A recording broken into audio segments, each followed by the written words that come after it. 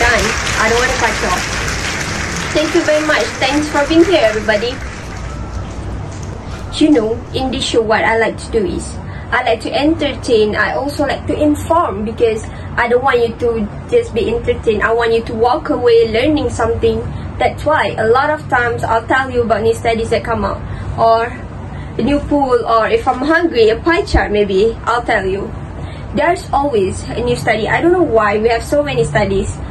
Maybe somebody should do a study on that. Okay, I read something this morning. This is absolutely true, not making it up. I'm sharing with you what I read recently. Okay, so have you heard about travel?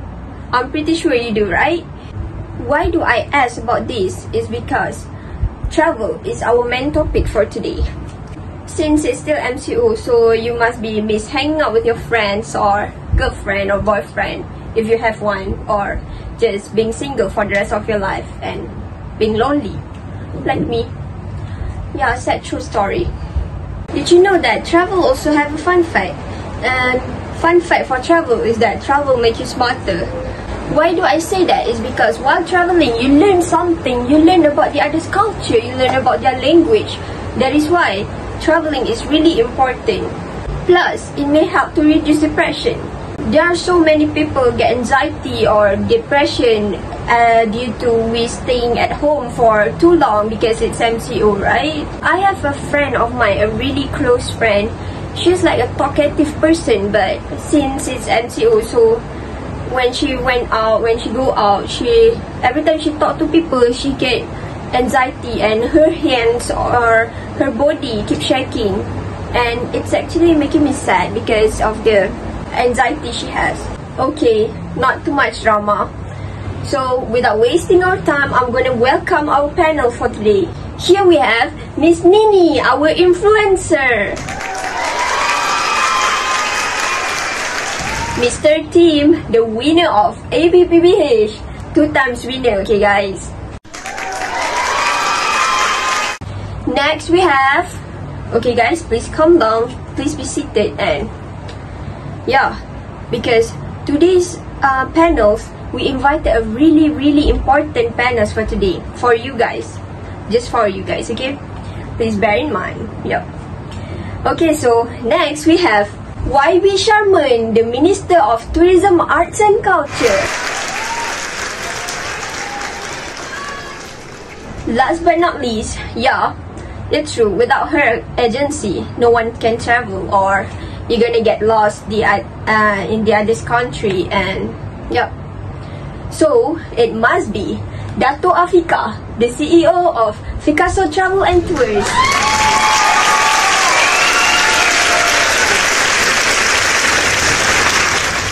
Yes, the most popular travel agency in Malaysia.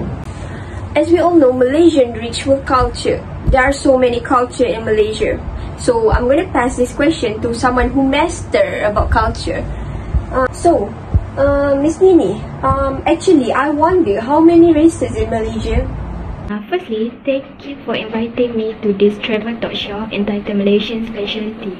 For me, Malaysian is a multicultural society. The main ethnic group are the native Malays as well as a large population of Chinese and Indians. When visiting the country, it's clear that the ethnicities retain their religions, custom and a way of life. The 3 main religions are Islam, Buddhism and Hinduism. Other religions such as Sikh and Christianity are also practiced. Because there's a lot of culture in Malaysia, so there must be a lot of languages also, right? Even me myself speak 2 languages. So how about Dato Afiqah? How many languages you speak, since you are the owner of travel agency? So you must be going all over the world and learning something from there. Thank you, Miss Hafiza. I'm delighted to be here today. As an owner of travel agency, I'm fluent in some languages. Some of them are Mandarin, English, Arabic, French, Japan, and also Korean. I found that it is important to learn on languages because this is how I convince my client to choose our agency more preferably. For today, I would like to focus on fascinating languages in Malaysia. As mentioned, Malaysia consists a lot of races, cultures, and religion. Due to that, You may be wondering what languages are spoken in Malaysia, right? There are over 30 languages and dialects that we use other than our official and the first languages, which is Bahasa Melayu. Let's take a closer look on other languages that we use in Malaysia. We speak British English as a second language. English is widely used, especially on business, education, formal and informal situation. The next language, followed by Mandarin and Tamil language. Yeah. Okay, this is our hot topic for today. Last night, I was thinking on going for a picnic with someone, but sadly, it turns out I was dreaming. Yeah. So, what do you think, YB? What is your favorite place in our country? Thank you, Miss Hafiza, for having me on the show. First and foremost, pertaining to your question though, coming back to your question, in my opinion, I would suggest Langkawi Island. It is my favorite destination, and it's better known because of its vast expanse of sandy beaches, and not to mention the azure blue water, which has also come to my concern that ethnic tourists are more fond and interested about. Well, if you look at the other facts, Langkawi is a geopark. It's a UNESCO heritage site that attracts a large number of visitors and is undoubtedly the top amongst the most visited places in Malaysia. And I would also like to share my personal opinion about Langkawi because we are so caught up in the city life, you know, having the metropolitan city around us, and it also gains up into all the stress that we face in the city. And to me, I feel that Langkawi is a place that you could go and visit for a breakaway from all of this. A fresh breath of air would really help and would really change things a lot when it's being compared to the city life.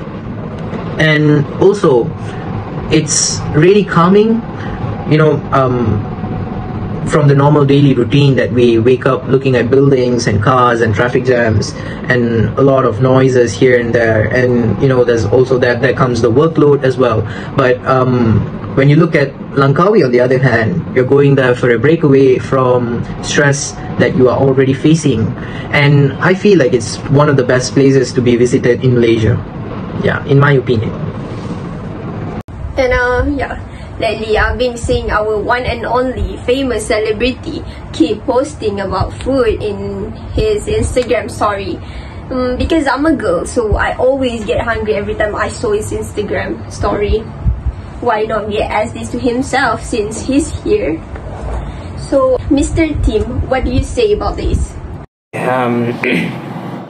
Firstly, I'd like to thank Miss Hafiza for inviting me to this show.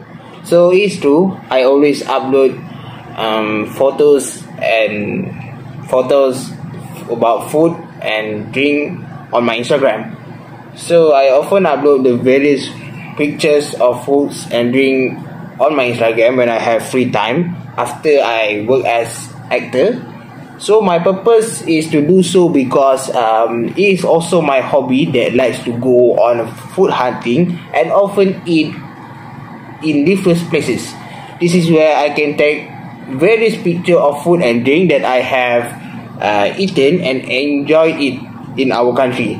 I always do some research about our traditional foods. There is a lot of interesting foods and drinks available in our country, especially in Peninsula and East Malaysia. Yes. As we all know, the youngsters in our country love to dance, like really love to dance. So they started to sharpen their skill on social media such as TikTok, since TikTok is one of the famous application nowadays.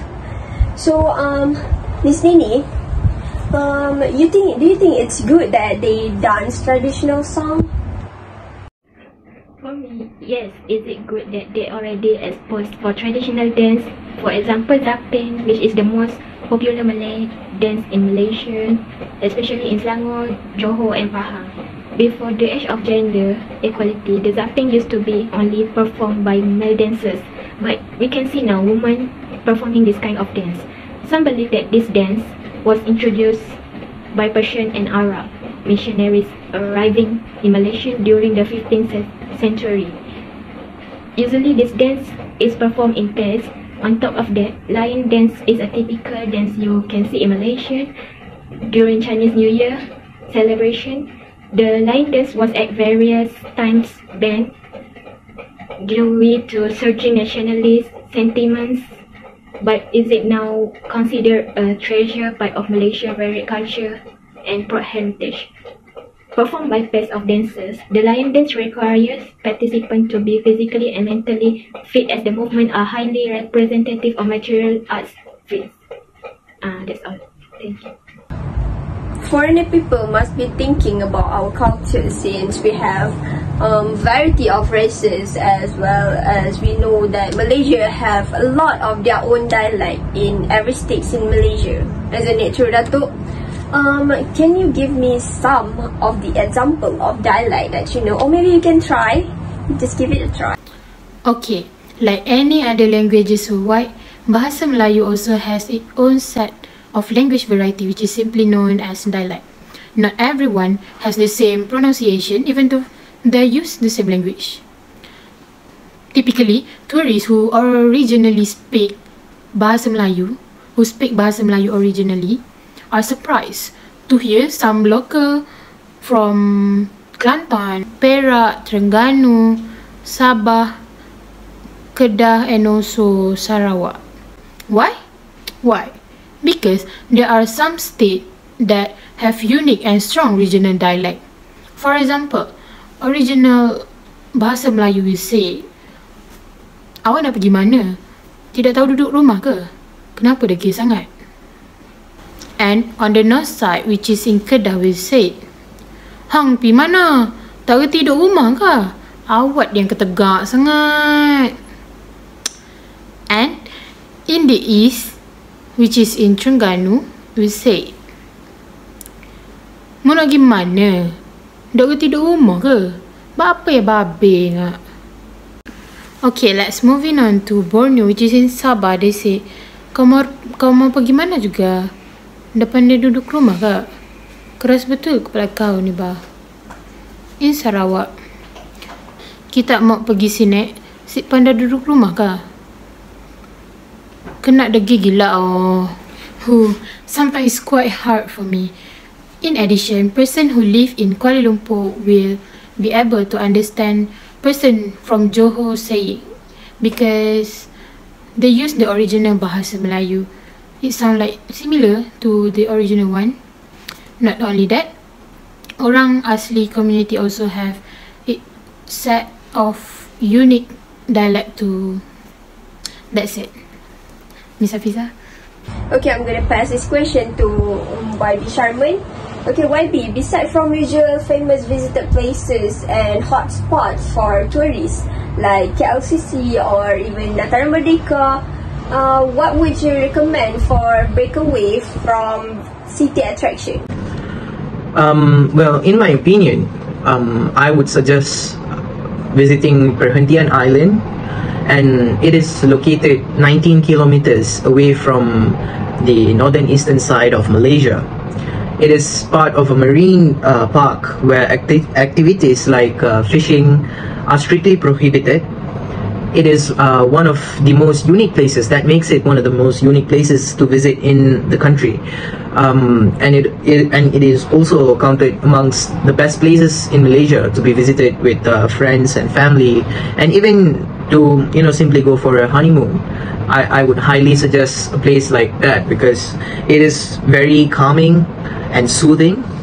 And secondly, I would suggest Penang, because Penang being one of the most finest Malaysian islands that you should not miss on your trip. If you're taking a trip, that is certainly a spot that you should visit. It is famous for its exotic destinations, and the place offers its visitors so much to explore. And apart from that, Bangkok Island is also one of Malaysia's tranquil tourist attractions, lying near Perak's coast. This is one of the best Malaysian tourist attraction that features empty beaches, crystal and clean water, and also dense jungles covering the center of the island. In my opinion, in my take, I would say that, you know, you will definitely love the chance to take a sun bath under the swaying palm trees without another soul in sight, because, you know, some of us prefer a little privacy, a little breakaway when we're having our stress relieving sessions. And also, don't forget, when you're at Bangkok's Island, you should definitely check out the Dutch colonial fort. And also take pictures of the traditional wooden jetty, maybe even feed some hornbills at the Sunview Chalet, which would also be a very good site for children's and also adults to be visited. So in general, I would highly suggest people to visit these places, and not really stick to all the hotspots in Malaysia alone, and also just take a drive, maybe take a trip, you know, to go and visit all these places. So Mr. Tim, what is our traditional dish in Malaysia? Since you always go on food hunting, what kind of food that you recommend for foreigner to try? I think if to recommend foods and drinks to the foreigner, I think there's a lot of delicious and amazing food and drink in Malaysia. But I think there's a few dishes that I like to recommend for the tourists who come to Malaysia. So firstly, I will recommend nasi lemak. So as we know, nasi lemak is most popular dish in Malaysia. People usually eat it in the morning. Nasi lemak is a rice cooked with coconut milk, served with spicy and sweet sambal, eggs and bean. But I can say that as I who like to travel a lot of place and go for food hunting, different states in Malaysia have different tastes of the sambal, and the side dishes also different. For example, I can say it's Negeri Sembilan in South Malaysia. As you know, when I went to Negeri Sembilan, the sambal itself has a lot of onion that makes different from other state in Malaysia. So yeah, that's first, and then next I will recommend laksa. Laksa, as you all know, laksa is a rice noodle dish served with spicy fish sauce. So this laksa also have various type of it. I think, if I'm not mistaken, have more than 40 types of laksa in Malaysia. For example, in Johor, there is a laksa Johor. The noodle is quite different, and the gravy constructed yellow. The taste is quite different. Laksa Sarawak, which is in Sarawak. Assam laksa. This Assam laksa is from I think Baba Jonja people, but it's famous in, if I'm not mistaken, Malacca, and other type of laksa. And lastly, that I will recommend is roti canai.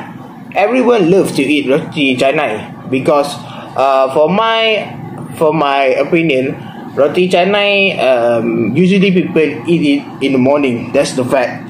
So usually people eat roti canai in mamak shop and other Malay restaurant, But I think for my opinion, mamak restaurant, the roti canai itself more delicious than the Malay restaurant, for my opinion, because actually roti canai, if I'm not mistaken, is originally from India.